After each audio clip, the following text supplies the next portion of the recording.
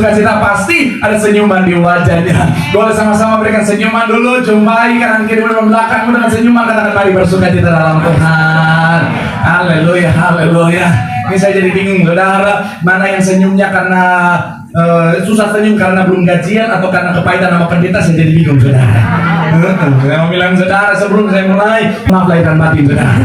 Saya mau bilang saudara, jadwal yang padat ini saudara harus serba cepat. Dan saya mau bilang saudara, hari ini mungkin banyak yang udah gajian, makanya daerah-daerah yang dekat mall itu padatnya luar biasa. Dan saya mau bilang saudara, ya memang mungkin sudah ada rider, ada polisi yang ada di depan itu membantu buka jalan. Tapi namanya orang Indonesia, saya juga bingung saudara, udah polisi pun mereka potong. Haleluya. Mungkin karena polisi kalau dia tekan tombol baru keluar klakson, harusnya salahnya baja hitam yang di depan saudara. Ketika tombol klakson ditekan, roket yang keluar. Kalau ini nggak ada saudara, haleluya. Tapi saya percaya jemaat SCBD adalah jemaat yang sabar, amin. Karena SCBD S-nya itu adalah sabar, saudara. Puji Tuhan. Saya mau bilang saudara-saudara orang-orang yang luar biasa. Kenapa? Karena saudara setia mencari Tuhan. Orang yang setia semangat cari Tuhan, janji Tuhan, hidupnya anak cucunya pasti diberkati Tuhan. Sama-sama bilang sama saya, aku pasti diberkati Tuhan. Anak cucuku pasti diberkati Tuhan. Bilang kanan kirimu, kamu juga pasti diberkati Tuhan. Bilang sama yang ngomong, tetap sayang pendetamu. Tepuk tangan yang paling meriah dulu, Pak Tuhan. Yuk, langsung saja saudara, yang bawa kitab, kita mau angkat Alkitab kita. Alkitab juga boleh, Alkitab juga boleh. Yang nggak bawa kitab, angkat tangan juga boleh. Sama-sama dengan iman percaya. Sama-sama kita katakan dalam nama Tuhan Yesus, aku percaya Alkitab ini adalah firman Tuhan. Setiap kata kalimatnya sanggup memberkati aku. Dan hari ini aku pasti diubahkan, aku pasti dipulihkan dalam nama Tuhan. Sama-sama kita katakan amin. Kita buka Kejadian 32 ayatnya yang ke-28. Hal terpuji nama Tuhan. Seperti yang berbeda di panggung ini kayaknya lebih luas daripada sebelumnya. Haleluya, puji Tuhan. Saya tidak takut nyangkut lagi di speaker kalau jalan benar. Yuk, yang sudah di sana Kejadian 32 ayat 28 boleh bilang aku diberkati. Haleluya, sama-sama kita baca 3. Ya, lalu makanya jangan berharap pada manusia, buka kitab sendiri. Sendiri layar ya. Haleluya. Sama-sama. Kita kecewa. Puji Tuhan nggak ada barikade di sini. Kamu ada barikade di sini. Sama-sama 3. Ya, lalu namamu tidak akan apa? Tetapi Israel, sebab engkau telah apa? Dan engkau apa? Menang. Sekali lagi 3. Ya, lalu kata orang itu, namamu tidak akan disebutkan lagi Yakub tetapi Israel, sebab engkau telah bergumul melawan Allah manusia dan engkau menang. Saudara, kita masih dalam satu tema besar, yaitu bicara tentang mistake atau kesalahan. Sama-sama bilang sama saya mistake. Sama-sama bilang sama saya kesalahan. Amin. Tujuan dari khotbah ini saudara bukan supaya kita mencari tahu kesalahan daripada tokoh-tokoh kita dan akhirnya memandang melemah dan rendah mereka, tapi justru sebaliknya supaya kita bisa belajar daripadanya, supaya ketika saudara dan saya dalam kondisi yang sama, situasi yang sama, kita bisa lebih bijaksana mengambil sikap yang tepat, saudara. Kemudian ketika bicara tentang belajar dari kesalahan-kesalahan tokoh-tokoh Alkitab, kita jadi lebih berhati-hati, saudara. Kita jadi rendah hati bahwa orang-orang sehebat mereka saja ketika tidak berhati-hati bisa lakukan kesalahan, apalagi saudara dan saya. Makanya penting untuk kita hati-hati. Dan yang ketiga, supaya apa? Kita bisa melihat kebaikan Tuhan, di mana orang-orang dalam Alkitab itu saudara, mereka mungkin bisa lakukan kesalahan, tapi Tuhan bisa pakai mereka. Siapapun kita, apapun keadaan kita, ketika kita mau datang sama Tuhan, Tuhan sanggup pakai kita dengan luar biasa. Boleh berikan tepuk tangan yang paling meriah dulu buat Tuhan. Haleluya. Nah, dan hari ini kita akan belajar dari kesalahan seorang yang bernama Yakub. Sama-sama bilang sama saya, belajar dari kesalahan Yakub. Amin. Apa yang bisa kita pelajari? Sebelum kesana sedikit latar belakangnya, Yakub adalah orang yang luar biasa, tokoh penting dalam Alkitab, cucu dari Abraham yang sudah kita bahas kemarin, saudara. Ayahnya bernama Ishak. Yakub adalah ayah dari 12 anak laki-laki yang menjadi 12 suku Israel, saudara. Jadi ini adalah 12 anak dari Yakub, saudara, kemudian menjadi 12 suku Israel. Yakub berkali-kali mengalami perjumpaan dengan Tuhan, bahkan dalam pergulatan dengan seorang pria yang adalah teofania. Apa tuh teofania? Teofania adalah bicara tentang perwujudan dari Tuhan. Tuhan mewujudkan dirinya dalam bentuk seorang laki-laki, kemudian apa? Kemudian berkumpul dengan Tuhan. Tim multimedia boleh? Selanjutnya, Teofania sekali lagi adalah bicara tentang perwujudan dari Tuhan. Nah, dan perwujudan dari Tuhan ini saudara bergumul dengan Yakub, dan Yakub bertahan sampai fajar menyingsing. Saya mau bilang saudara, sebenarnya Yakub adalah orang yang luar biasa, tokoh yang luar biasa. Tetapi sayangnya, kalau saudara perhatikan perjalanan kehidupannya, ada kesalahan-kesalahan yang akhirnya dilakukan oleh Yakub, dan itu yang sama-sama kita akan belajari supaya kita tidak melakukan kesalahan yang sama. Karena saya mau bilang saudara, karena kesalahannya Yakub mengalami konsekuensi yang berat. Karena kesalahannya Yakub hidup dalam ketakutan selama bertahun-tahun saudara. Karena kesalahannya Yakub menuai dari apa yang dia tabur. Itu yang sama-sama kita akan pelajari. Dan sekali lagi doa saya, semua yang hadir diberkati Tuhan. Yang setuju berikan tepuk tangan yang paling meriah buat Tuhan. So, apa kesalahan Yakub? Yang pertama adalah berlaku curang dan menipu. Sama-sama bilang sama saya, berlaku curang. Sama-sama bilang sama saya, menipu. Coba kita baca Kejadian 27 ayat 35 sampai 36 saudara. Kejadian pasalnya ke-27 ayat 35 sampai 36. Yang sudah di sana boleh bilang aku diberkati. 3, ya.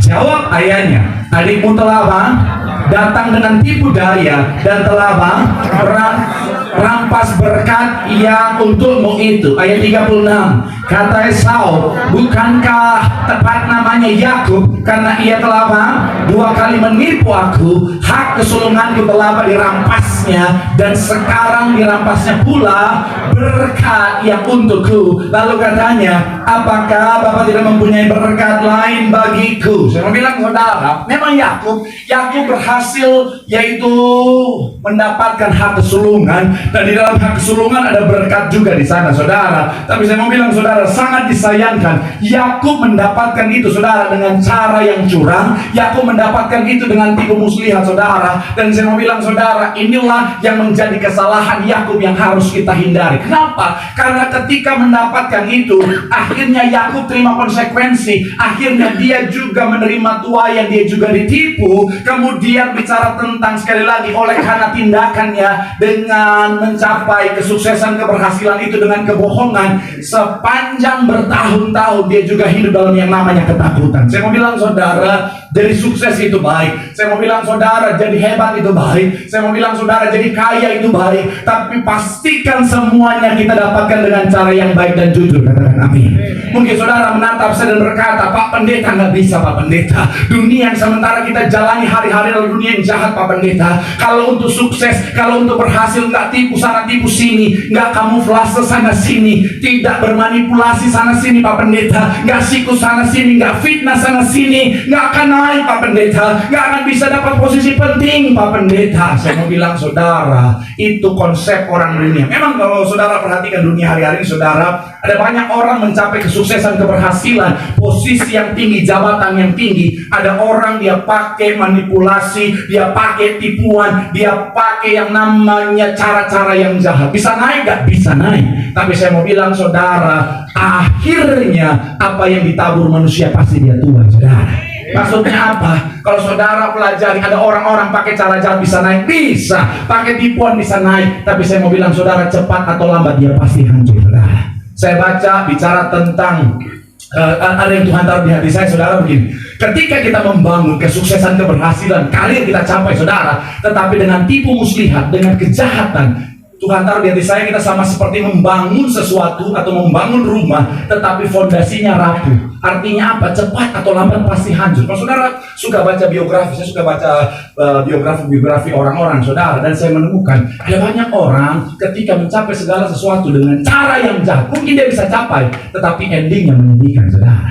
Nggak usah jauh-jauh. Kalau saudara baca, saya juga baca buku sejarah juga saudara, karena dari sejarah kita bisa belajar banyak hal. Karena sebenarnya dunia itu hanya berputar saja saudara, dan kita bisa belajar banyak hal daripadanya saudara. Makanya seorang yang hebat berkata, jas merah, jangan sekali-kali melupakan sejarah. Yes, ketahuan mana yang suka baca, mana yang tidak saudara.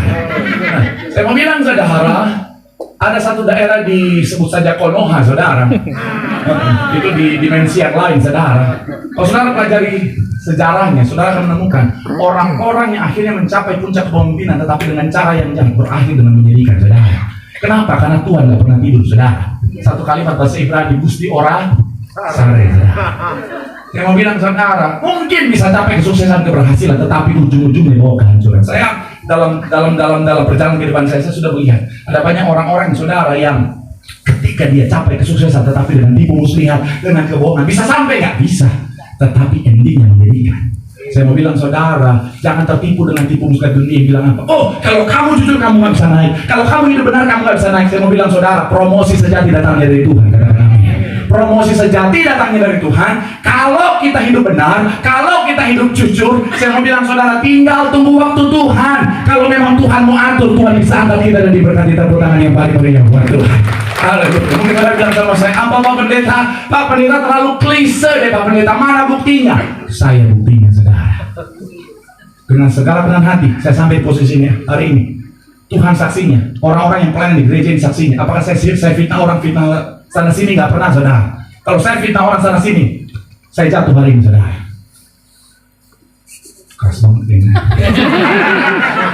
Tapi saya harus ngomong itu saudara.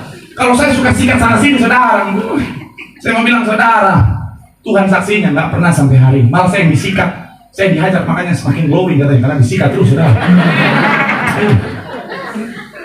Tapi saya mau bilang saudara, kita bisa lihat apa yang Tuhan kerjakan dengan luar biasa. Dengan segala kerendahan hati, Tuhan melihat orang-orang yang jaga hidupnya baik saudara, yang jaga hidupnya jujur, nggak pernah sikat sana sini. Tuhan bisa pakai 1001 macam cara untuk angkat kita kalau kita hidup benar saudara.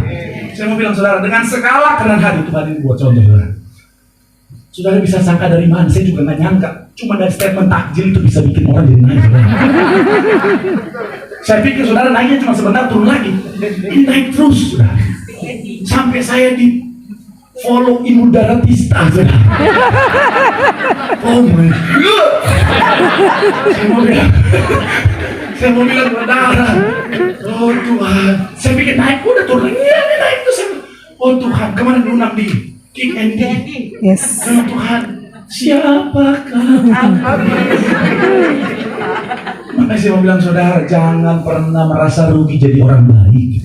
Saya mau bilang saudara, udah jujur aja, udah baik aja, udah yang lurus-lurus aja. Karena saya mau bilang sekali lagi, promosi datangnya dari Tuhan. Kalau sudah waktunya, Tuhan pasti angkat dirimu dan diberkati. Tepuk tangan yang paling meriah buat Tuhan. Pasti bilang sama kanan kirimu, jangan ada kecurangan. Hidup dalam kejujuran, di situ ada berkat Tuhan. Tepuk tangan sekali lagi yang paling meriah buat Tuhan. Haleluya. Yang kedua, kesalahan Yakub yang kedua adalah dia tidak langsung meminta maaf. Sama-sama bilang sama, saya tidak langsung meminta maaf. Sama-sama bilang sama, saya tidak langsung memperbaiki hubungan. Amin. Coba perhatikan saudara. Kalau saudara baca Kejadian 27, saudara bisa baca di rumah. Kalau saudara ingat baca di rumah. Betul nggak ada yang ingat baca itu, semuanya ingatnya makan apa dari sini ya.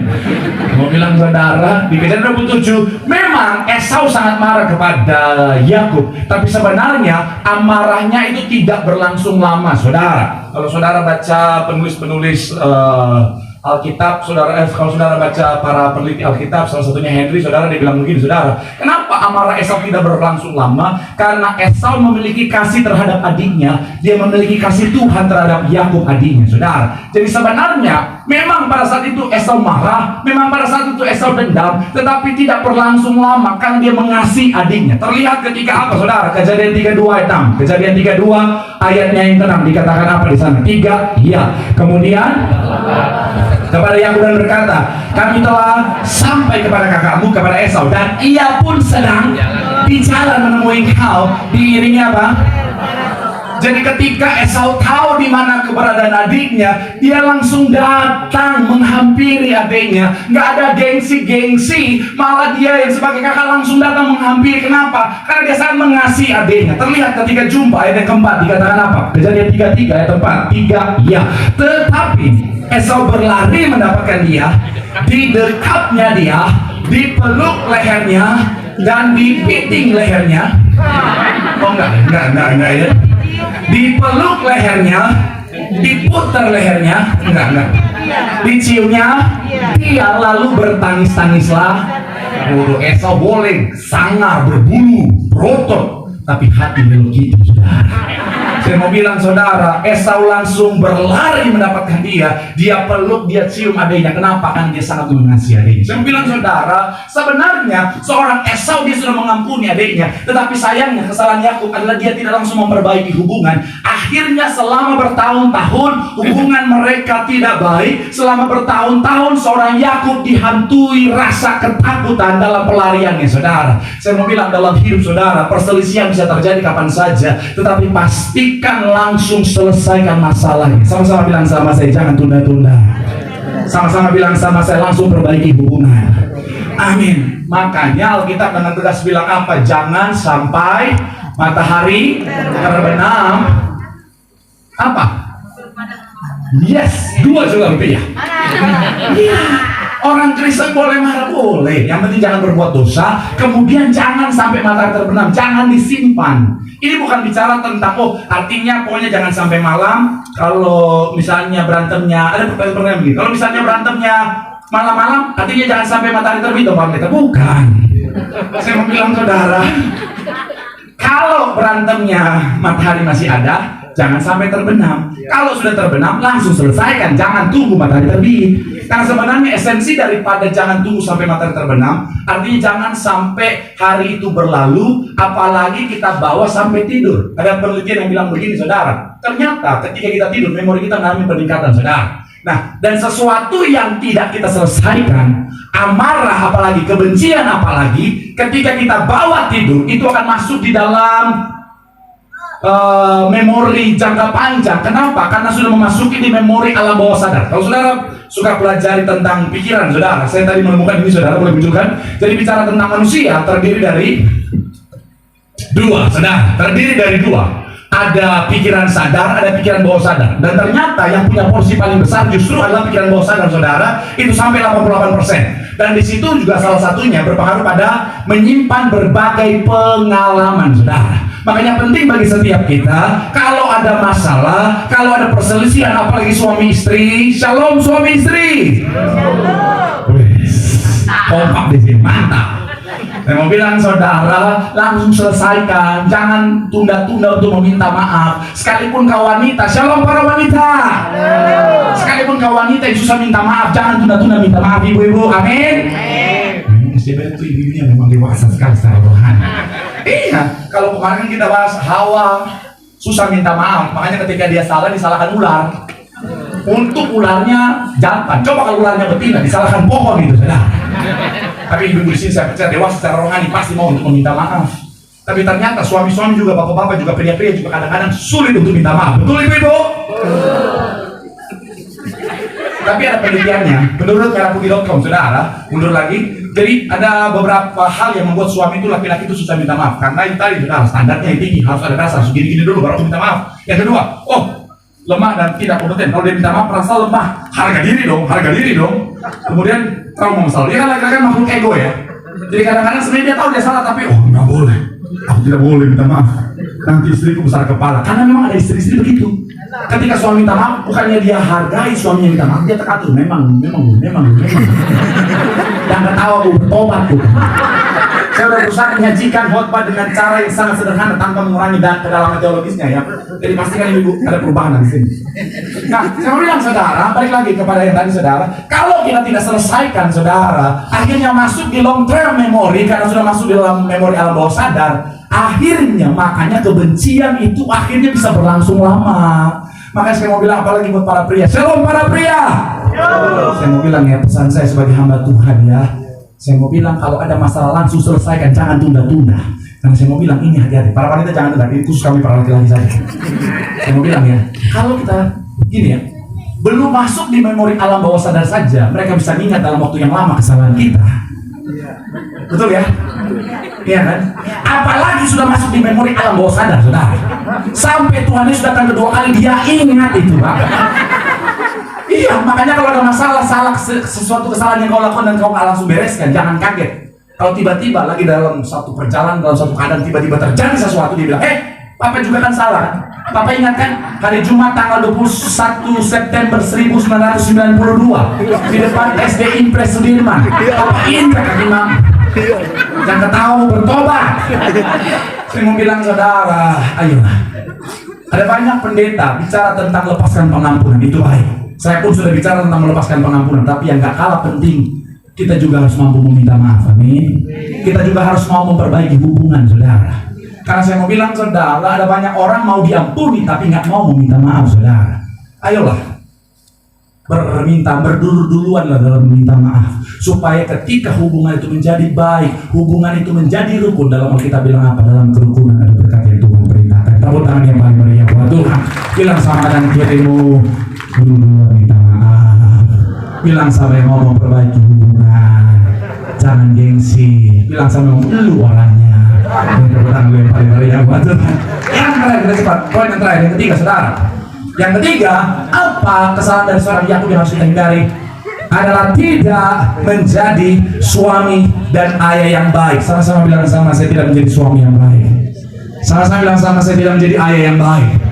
Amin. Saat ini saya undang Imam Musi boleh maju ke depan. Ayatnya yang ketiga sampai 4 dalam Kejadian 37. Yuk, sama-sama kita baca. Yang sudah di sana boleh bilang, aku diberkati. 3, ya, Israel daripada semua anaknya yang lain, sebab Yusuf itulah. Dan ia menyuruh membuat jubah yang maha indah bagi dia. Ayat yang keempat, setelah dilihat oleh saudara-saudaranya bahwa ayahnya lebih mengasihi Yusuf dari semua saudaranya, maka bencilah mereka dan kepadanya, begitu kepadanya dan tidak mau menyapanya dengan ramah. Kalau saudara pelajari kisahnya, seorang Yakub ini, saudara, dia nggak jadi ayah yang baik, dia nggak jadi suami yang baik. Jadi ada saat dimana karena ketakutannya dia sering meninggalkan keluarganya, sehingga istrinya dan anak-anaknya sering kehilangan sosok seorang imam dalam keluarga. Kemudian dalam mengasuh anaknya, dia punya 12 anak, dia tidak mampu, bukan tidak mampu, dia tidak menjadi ayah yang adil terhadap anak-anaknya. Dan saya mau bilang, saudara, akhirnya terjadi perselisihan yang berdampak pada akhirnya anak yang menjadi korban, saudara. Saya mau bilang ya, jadi seorang ayah itu nggak gampang, saudara. Jadi seorang suami, jadi seorang imam dalam keluarga itu nggak gampang, tanggung jawabnya besar. Memang sebagai suami, sebagai seorang imam dalam keluarga, kita tuh dihormati, Pak. Sebagai imam dalam keluarga kita tuh dihargai. Alkitab pun dengan tegas berkata, hai istri, tunduklah kepada suami. Sedangkan istri, suami kasihilah. Oh, sabar. Tentang laki-laki semangat sekali. Tapi iya kan? Iya. Istri disuruh tunduk sama suami, tapi suami nggak tunduk sama istri. Geprek aja. Ya. Suami mengasihi istri itu, tapi ya. Kenapa kalau begitu? Kenapa kira-kira? Karena kalau tunduk-tundukan, tanduk-tandukan. Makanya jadi suami itu ada privilege-nya, ada kehormatannya, dihormati keluarga, didengarkan, jadi decision maker. Seharusnya begitu. Kadang-kadang ada, bukan yang di sini ya, ada istri-istri di luar sana nggak hormat sama suaminya. Suaminya, jalan pelan aja dikit, cepat dong. Padahal lagi belanja, suaminya disuruh bawa barang semuanya banyak, karena suaminya prenagen lagi kan, bawa barang banyak, istri cuma melenggang aja doang. Cepat dong, iya, cepat dong. Kasihan, nggak boleh, kasihan suami. Saya pernah layanin kan satu ketika itu, suami istri berantem, istrinya bilang sama suaminya, lu diem. Ya Yesus tuh. Istri bilang ke suami, diem lu, saudara. Istri cuma pegang tangan bapaknya, bapak yang kuat. Karena saya mau tegur, saya juga takut. Dia lagi emosi begitu, lu diam. Saya bilang, ibu, lu juga diam. Darah Yesus. Kan bahaya. Tapi itu dulu. Sekarang saya pendeta, mana-mana kalau lagi pelayanan begitu khusus, saya bawa urapan 1 botol besar. Kalau saya tegur, ibu diam. Apa lu ngomong? Coba, Manado ini bos. Tapi saya mau bilang, saudara, jadi suami itu dihormati, dihargai, saudara, punya posisi yang saya mau bilang, saudara, sebenarnya dari kacamata orang di luar sana, saudara, itu privilege, tapi tanggung jawabnya juga besar. Makanya jadi laki-laki itu harus kuat, saudara. Dan itu konsekuensi jadi laki-laki. Laki-laki itu nggak boleh lemah. Laki-laki itu nggak boleh nggak bisa apa-apa, saudara. Mohon maaf ya, wanita bisa dicintai apa adanya, laki-laki nggak bisa. Wanita kalau nggak bisa apa-apa, nggak punya apa-apa, tetap masih bisa dicintai. Maka saudara bisa nggak heran kalau melihat ada wanita nggak punya apa-apa dinikahi oleh pria yang kaya raya punya segalanya. Pernah lihat ya? Sering. Pernah nggak saudara lihat wanita kaya raya menikah dengan laki-laki nggak punya apa-apa? Jarang bos, jarang. Wanita yang udah punya segalanya pasti cari dengan yang lebih lagi segalanya. Enak aja. Gue dari dulu hidup enak, terus harus hidup susah. Kalau wanita, mohon maaf ya, kalau kurang pintar, banyak orang bisa mencintai dan berkata, ya ampun imut-imut banget sih, lalangnya tuh lucu banget tuh. Coba kalau laki-laki nggak bisa berpikir.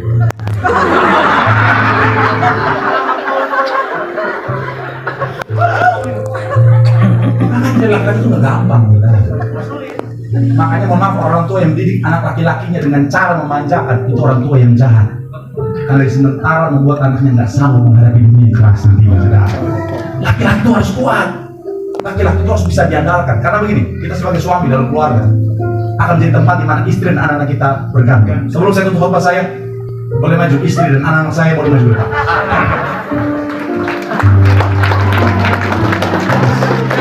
Inilah mereka. Contoh. Orang kita tepuk tangan. Apa yang spesial dari mereka? Misalnya, ini dua anak saya. Saya di belakang. Ini. Saya mau bilang saudara, jadi suami, jadi imam dalam keluarga, memang dihormati, tetapi harus kuat. Karena akan jadi tempat di mana istri anak-anak bergantung, saudara. Kalau kita nggak kuat, kalau kita nggak strong, mereka bergantung, roboh rumah tangganya. Makanya saya mau bilang buat ibu-ibu ya, kalau suami lagi tenang, lagi diam, saya mau bilang itu suami lagi berpikir. Karena di pikiran dia bagaimana bayar cicilan, ini kebutuhan anak, ini make up istri. Jangan saudara pikir, bikin mantan ya? Enggak, Bu, enggak. Lagi bikin tanggung jawab, Ibu, tanggung jawab. Iya kan suami harus kuat ya. Makanya kalau ke mall aja, kadang-kadang wanita itu dalam pikirnya bisa nyanyi haleluya. Suami nggak bisa, dia mikir terus. Mulai dari ini parkirnya dari sini, oke ini B2, oke kita masuk Jeko depan. Itu mikir terus. Wanita nggak mikirin itu enggak.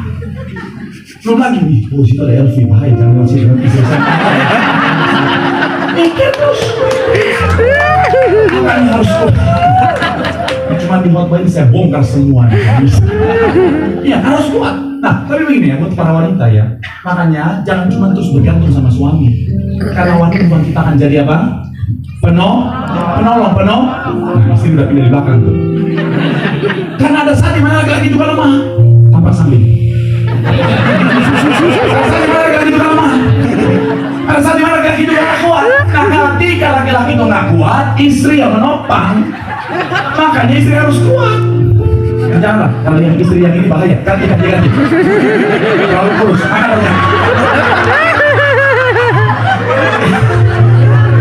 istri harus kuat sebagai tempat untuk aku menopang. Makanya kalimat yang diomongin sekarang, di balik suami yang hebat ada istri yang luar biasa.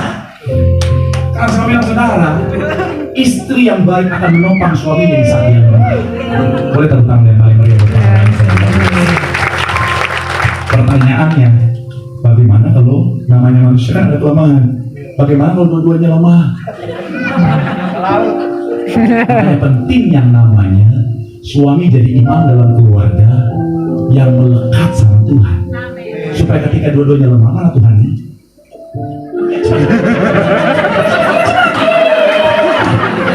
Kesini. Ayo, sebelum roboh di rumah tangga ya. Saya mau bilang saudara, ketika suami istri lemah, BPJS aktif ya.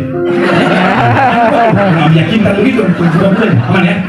Ketika suami istri lemah, tapi karena suaminya imamnya melekat sama Tuhan, maka ada tangan Tuhan yang akan menopang keluarga ini tetap teguh sampai akhir. Boleh berikan tepuk tangan yang paling meriah buat Tuhan.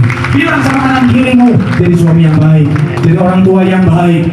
Di situ ada berkat Tuhan. Sekali lagi tepuk tangan yang paling meriah. Yang diberkati, boleh lambaikan tanganmu. Tepuk tangan sekali lagi, suara-suara yang paling meriah buat Tuhan.